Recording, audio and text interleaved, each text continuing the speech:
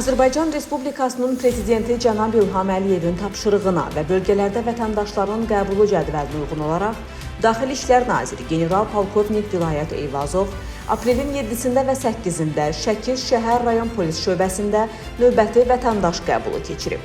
Nazir əvvəlcə Şəki şəhərindəki ümummilli lider Heydər Əliyevin abidəsini ziyarət edərək əziz xatirəsini böyük hörmət və ehtiramla yad edib.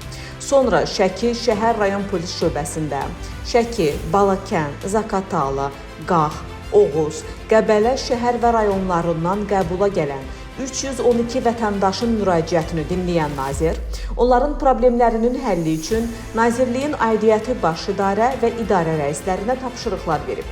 Müraciətlərin əksəriyyətinin yerində həlli ilə bağlı tədbirlər görülüb.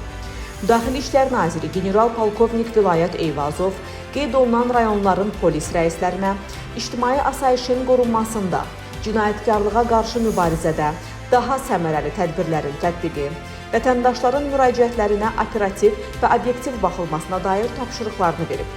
Səfər çərçivəsində General-Polkovnik Vilayət Eyvazov bölgə üzrə polis orqanlarında sıravi və kiçik rəis heyətinə xidmətə qəbulla bağlı sıra baxışı keçirib.